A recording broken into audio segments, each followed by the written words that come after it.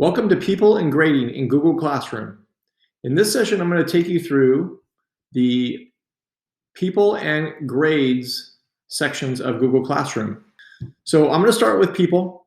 In People, what we see is the teachers that are associated with this Google Classroom, as well as the students. And right now, I only have one student in this section. So if you might be wondering, why aren't there more? I've only added one student in this demo situation.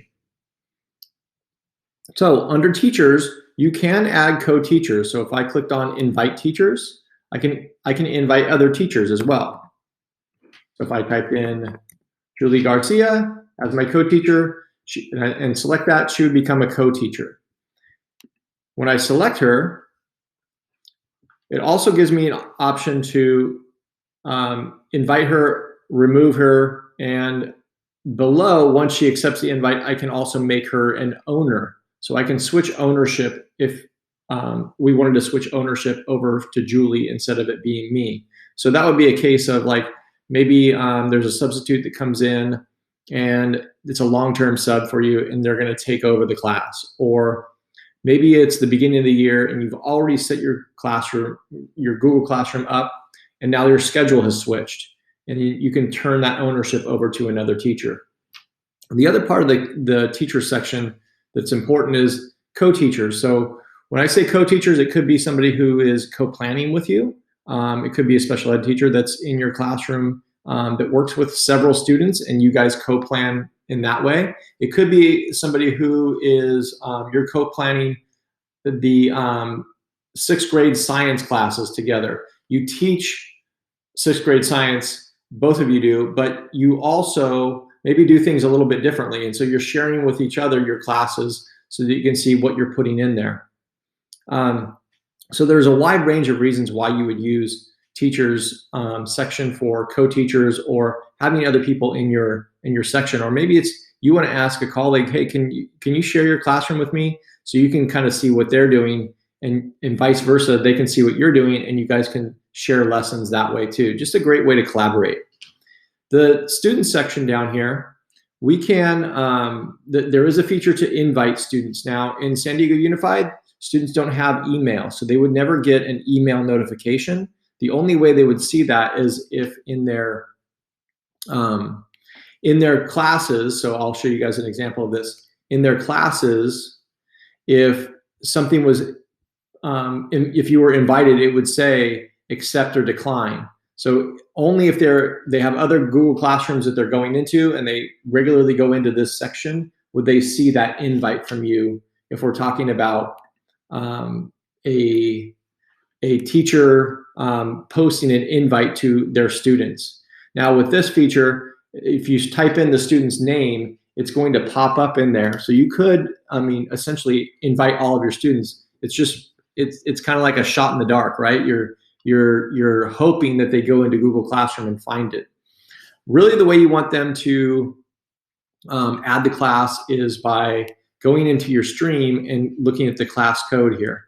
That class code, if you can get that class code to your students, either in person, and in this case, if we're doing distance learning, it would be via some other platform. Maybe it's through, you've already collected their email addresses or their parents' email addresses, or you're going to send it out via PowerSchool, something in that way. But you want to get that class code out to them so that they can join Google Classroom. So it would be going to classroom.google.com, clicking on the plus button, and then punching in that code for them. Okay, other things under people over here is, I think that's kind of it at this point. We can click on an individual student and it pulls up and shows what their assignments are, what they've turned in, what their grades are, what they're missing. So there is a way to filter that by just clicking on an individual student. Okay, I'm going to jump over here to grades at this point, and let's talk about going through the grade section. In the grade section, I only have 2 assignments right now, and there's only 1 student in the class, but imagine that we had more assignments, more students down below. You can click on the individual student. You can click on also the assignment right here. So if I clicked on Quick Write, what would happen is it pops up as Caitlin Garcia, this is her assignments, and you can click on that individual assignment, and then you can give the student feedback from here. Now, one other thing is if there were more students, I can also click here and I would be able to find multiple students down here and see if they've turned in the assignment and click on theirs. Or I can navigate it by these arrows right here. If I clicked on this, it would toggle on to the next student. Now, when I'm giving individual feedback, I'm going to click this little down arrow right here so we can see the menu. If I highlight something, I can click on the comments feature and provide them with a little comment right here. Now, some cool things over here to the right is that I can give the student an assigned grade, so I can give her a 9 or a 10 out of 10. I can also write private comments in here if I wanted to. When it means private comments, it means only that student will see them when they look at the assigned grade. So it might say, loved your thoughts about, and then ... whatever I was going to say. So as they were reflecting, I'm giving them a comment about that.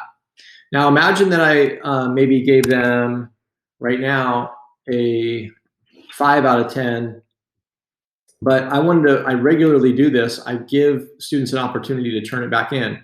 So this is their grading section, but over here is a comment bank. And if I want to add to the comment bank, revise for or to improve your grade. Okay, so I add that into my comment bank over here. And notice I have actually have done that one before too. I didn't see it was in there, so I'm gonna delete it. But you can add your comment bank over here. And so if I highlight right here on the directions, I can highlight anywhere, but I'm gonna highlight on the directions, make a comment. And then if I put a hashtag, it pops up anything that would be in the comment bank over here. So I select that, comment, and now on Caitlin's document, there's going to be this note to her, revise and return to improve grade. So when I go back up here, I have a 5, and I'm gonna say, love your thoughts about, but still I wanna see more work in there. So please complete the reflection, because I feel like it wasn't complete. Didn't answer all the questions. So I post that. Now I'm also need to, when I'm done looking at something for a student, I can return here. I can return multiple submissions. That means more than just Caitlin's. I can send to all my students. Or what I can do is I can go back into the student section. So I'm going to click on return here and return there. But I also could do it by, I'm going to go back to the main assignment here. Jump out of here. I could, if I wanted to, when students turn things in, I can select all students and return at that time all of the students at once. So I don't have to click on each individual student.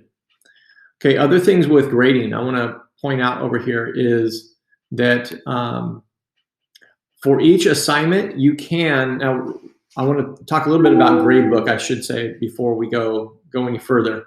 I'm going to go back in here to the grades really quickly. Your gradebook is only a Google Classroom gradebook. It doesn't sync with PowerSchool. So please note that. And then if you would like to, you could continue to maintain this. But there is no way really to download everything, even under the grading section here for the settings. You can provide students with their overall grade. You can total points, weighted categories. So you can set up your style of gradebook here. But what you can't do is you can't export these grades en masse. So we can export for individual assignments. So if I have 36 students, for the quick write, I can copy all the grades to Google Sheets. And what that means is I could maintain in Google Sheets a full spreadsheet with each of the assignments. I can also download the grades as a CSV file. That means it would be something that I can convert into Microsoft Excel or Google Sheets, and I can import those grades. So just note that this is, this is one of the things, if you're using Google Classroom just for a grade book, it's probably not the ideal grade book. If you're using it mainly to communicate with students, that's really the purpose of it, is communicating with students, letting them know, and then their grades will be posted maybe elsewhere, if you're choosing not to do that grading part in Google Classroom. Okay, I'm going to go back over here to our grade section. And again, I pointed out under the gear over here is the detailed grading section here, where you can choose different categories, how you're going to weight the grades. So those are also options in Google Classroom for grading. Okay, the next thing I'd like to show you is how to take your classes and archive them. So archiving means, if I scroll down here to the bottom, I can see archive classes, and it's kind of like the classes that I'm hiding, or some people say, well, I'm done with that class, I'm going to delete it.